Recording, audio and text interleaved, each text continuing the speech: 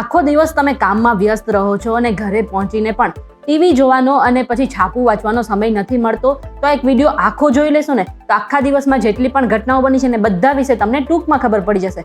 અને શરૂઆત આપણે મહાકુંભથી કરીએ તો અત્યારે મહાકુંભ ચાલી રહ્યો છે અને લોકો દરેક જગ્યા પરથી શ્રદ્ધાળુઓ પ્રયાગરાજ પહોંચી રહ્યા છે અને ત્રિવેણી સંગમ પર ડૂબકી લગાવી રહ્યા છે. એવામાં આજે આપણા પ્રધાનમંત્રી પણ પ્રયાગરાજ પહોંચ્યા હતા અને તેમને ત્રિવેણી સંગમ પર ડૂબકી લગાવી હતી અને તેમની સાથે યોગી આદિત્યનાથ પણ હાજર રહ્યા હતા. સાથે જ આ વિશે જે આપણા પીએમ છે તેમને સોશિયલ મીડિયા પર પોસ્ટ પણ કરી હતી અને આ સમયે તેમનો એક અલગ અંદાજ પણ જોવા મળ્યો હતો. આ સાથે જ પીએમ મોદીએ મા ગંગાની પૂજા પણ કરી હતી અને પ્રધાનમંત્રીએ કહ્યું કે આજે પ્રયાગરાજમાં મહાકુંભમાં પવિત્ર સંગમમાં ડૂબકી લગાવ્યા પછી મને પ્રાર્થના કરવાનું સૌભાગ્ય મળ્યું અને માતા ગંગાના આશીર્વાદ પ્રાપ્ત કરીને મને અપાર શાંતિ અને સંતોષ પણ મળ્યો છે. સાથે જ તેમને તમામ દેશવાસીઓના સુખ સમૃદ્ધિ અને સ્વાસ્થ્ય માટે પણ પ્રાર્થના કરી હતી. એટલું જ નહીં, પીએમ મોદીએ રુદ્રાક્ષની માળાનો જાપ કરતો ફોટો પણ સોશિયલ મીડિયા પર શેર કર્યો હતો. યુએસમાં જેટલા પણ ગેરકાયદેસર ભારતીયો રહી રહ્યા છે એ બધા જ લોકોને ટૂંક સમયની અંદર પાછું આવવાનું છે. એમાંનું પહેલું અમેરિકાનું સૈન્ય વિમાન ભારતીયોને લઈને અમૃતસર પહોંચી ચૂક્યું છે. C-17 સૈન્ય વિમાનમાં 104 ભારતીયો પાછા આવ્યા છે. એરપોર્ટ પર પોલીસનો ચુસ્ત બંદોબસ્ત જોવા મળ્યો છે. 104 લોકોમાં 79 પુરુષ અને 25 મહિલાઓનો સમાવેશ થાય છે, જેમાં 104 લોકોમાં કેટલાક કિશોર પણ હતા અને આ સાથે લગભગ 104 માંથી મોટા ભાગના લોકો તો ગુજરાતી હતા, એટલે કે 33 લોકો ખાસ કરીને ગુજરાતીઓ જોવા મળ્યા છે. હજુ તો આ પહેલું જ સૈન્ય વિમાન આવ્યું છે. આગળના સમયમાં હજુ પણ ઘણા બધા ભારતીયો અને ગુજરાતીઓને ડિપોર્ટ કરવામાં આવી શકે છે. આજે દેશની રાજધાની એટલે કે દિલ્હીમાં વિધાનસભા ચૂંટણીનું મતદાન થયું હતું, જેનું પરિણામ આપણે 8 તારીખે મળશે. અને આજે જે ચૂંટણી હતી તેમાં આમ આદમી પાર્ટી, ભાજપ અને કોંગ્રેસ વચ્ચે ભારે રસાકસી પણ જોવા મળી હતી. દિલ્હીમાં ભાજપ 25 વર્ષથી વધુની સમયથી સત્તાની બહાર છે, જ્યારે આમ આદમી પાર્ટી પહેલા કોંગ્રેસ 15 વર્ષ સુધી સત્તામાં હતી. દિલ્હીમાં આમ આદમી પાર્ટીની અત્યારે સરકાર છે અને આતિશી અત્યારે મુખ્યમંત્રી છે. 2013, 15 અને 2020માં આપ સતત દિલ્હીથી જીત્યું છે અને પછી અરવિંદ કેજરીવાલ મુખ્યમંત્રી બન્યા હતા. જો કે દારૂ કૌભાંડ અને મની લોન્ડરિંગ કેસમાં ફસાયા બાદ માર્ચ 2024માં તેમને જેલમાં જવું પડ્યું હતું અને જામીન પર બહાર આવ્યા બાદ તેમને મુખ્યમંત્રી પદ પરથી રાજીનામું આપ્યું હતું. ટૂંકમાં અત્યારે દિલ્હીમાં આપની સરકાર છે અને અત્યારે ભાજપ અને કોંગ્રેસ પણ વાપસી માટે પૂરા પ્રયાસો કરી રહ્યું છે. અત્યારે ગુજરાતમાં સ્થાનિક સ્વરાજની ચૂંટણીનો માહોલ છે, પરંતુ ઉપલેટામાં કંઈક અલગ જ થઈ રહ્યું છે. ઉપલેટામાં કોંગ્રેસના 5 કાર્યકર્તાઓએ રાજીનામું આપી દીધું છે અને હવે ભાજપ બિનહરીફ જીતી ગયું છે. જોકે મહત્વનું છે કે આ બાદ કોંગ્રેસના લલિત વસોયા જે છે એ લાલ ગુમ થઈ ગયા છે અને ભાજપ ઉપર આકરા પ્રહારો પણ કર્યા છે.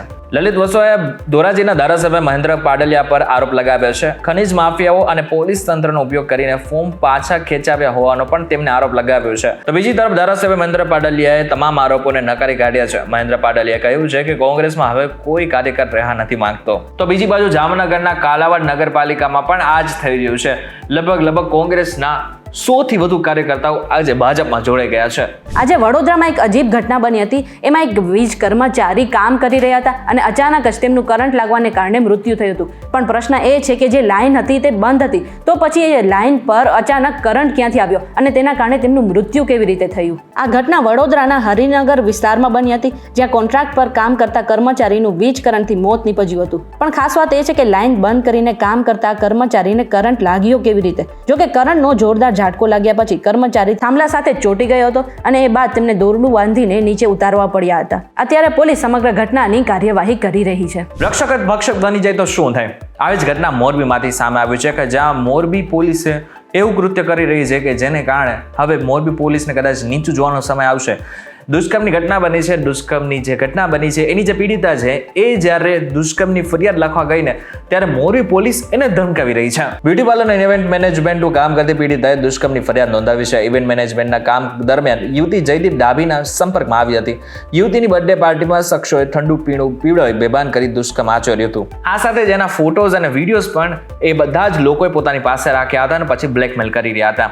આ બધું સહન ન થતા આખરે એ યુવતી પોલીસ સ્ટેશને પહોંચી હતી, પરંતુ પોલીસ અધિકારીઓએ પણ એમને ડરાવી ધમકાવીને એ કેસ પાછો ખેંચવા માટે મજબૂર કરી રહી છે. પરંતુ પ્રશ્ન એ થાય છે કે શા માટે અને કોના ઇશારે પોલીસ આવું કરી રહી છે? કોલેજમાં ચાલતા રેગિંગને કારણે અનેક વિદ્યાર્થીઓને ઘણી પરેશાનીનો સામનો કરવો પડે છે અને આવો જ એક કિસ્સો સુરતમાંથી સામે આવ્યો છે, જ્યાં કોલેજમાં રેગિંગ ચાલતી હતી, પરંતુ કોલેજના લોકોએ આ રેગિંગને રમતનું નામ આપી દીધું હતું. સુરતની SVNIT કોલેજમાં રમતના નામે રેગિંગ ચાલી રહી છે અને જે વિદ્યાર્થીનો જન્મદિવસ હોય તેમને બીજા વિદ્યાર્થીઓ સતત પટ્ટા મારતો વિડીયો પણ વાયરલ થયો છે. સમગ્ર ઘટના અંગે વિવાદિત નિવેદન આપ્યું હતું અને તેમને કહ્યું હતું કે આ રેગિંગ નહીં પરંતુ રમત છે અને દરેક વિદ્યાર્થીના બર્થડેની ઉજવણીમાં તેમને પટ્ટા મારવામાં આવે છે. સાથે જ એમને એમ પણ કહ્યું કે આ જે વિડીયો છે વર્ષ 2024 નો છે અને આ કોઈ રેગિંગ નથી પરંતુ વિદ્યાર્થીઓ અંદરો અંદર મસ્તી કરી રહ્યા છે. હવે આ વિશે તમે શું વિચારો છો કમેન્ટ કરીને જણાવી દેજો. લગ્નની સિઝન ચાલી રહી છે અને લગ્નની સિઝન શરૂ થતા જ અત્યારે સોનાનો ભાવ નવા શિખરે પહોંચી ગયો છે. અત્યારે હાલ 24 કેરેટ 10 ગ્રામ સોનાનો ભાવ 84,323 રૂપિયા થઈ ગયો છે.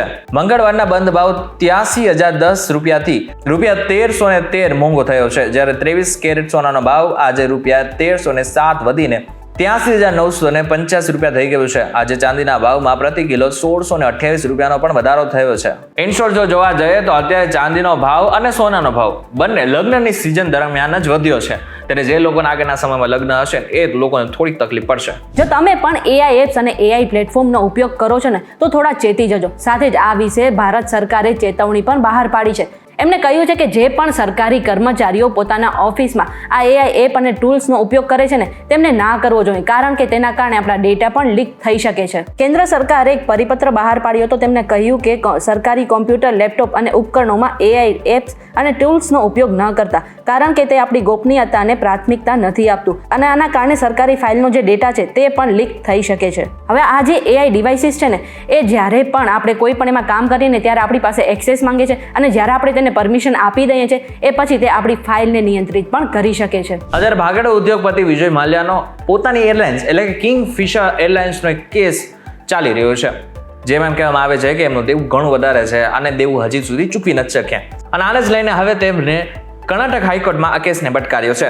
એમણે દાવો કર્યો છે કે કિંગફિશર એરલાઇન્સ પર લગભગ 6,200 કરોડ રૂપિયાનું દેવું હતું. બેંક અધિકારીઓએ શરૂઆતની લોનની રકમ કરતાં ઘણી વધારે રકમ વસૂલ કરી છે. આ અરજી 3 ફેબ્રુઆરી 2025ના રોજ દાખલ કરવામાં આવી હતી અને આજે જસ્ટિસ R દેવદાસ દ્વારા આ મામલાની ટૂંકી સુનાવણી પણ કરવામાં આવી છે. મહત્વનું છે કે વિજય માલ્યાના વકીલના કહેવા અનુસાર બેંકોએ 6,203 કરોડ રૂપિયા ચૂકવવાના હતા, પરંતુ 14,131.60 કરોડ રૂપિયા વસૂલી નાખવામાં આવ્યા છે. જોકે વિજય માલ્યા એક એવા ઉદ્યોગપતિ છે કે જેઓ ભાગેડુ ઉદ્યોગપતિ છે અને શરૂઆતમાં જ તેમને ભારતમાંથી 9,000 કરોડ રૂપિયા લઈને રફુચક્કર થઈ ગયા હતા. આ બાદથી જ એમના ઉપર ઘણા બધા કેસો ચાલી રહ્યા છે. પરંતુ આ બાબતને લઈને તમારું શું કહેવું છે અમને જરા કોમેન્ટ કરીને ચોક્કસથી કહેજો. વિડીયો થકી જો તમને કોઈ ઇન્ફોર્મેશન મળી હોય તો વિડીયો લાઈક અને શેર જરૂરથી કરજો તથા આવા જ ઇન્ફોર્મેટિવ વિડીયોઝ માટે VTVgujarati.com સાથે જોડાયેલા રહેજો.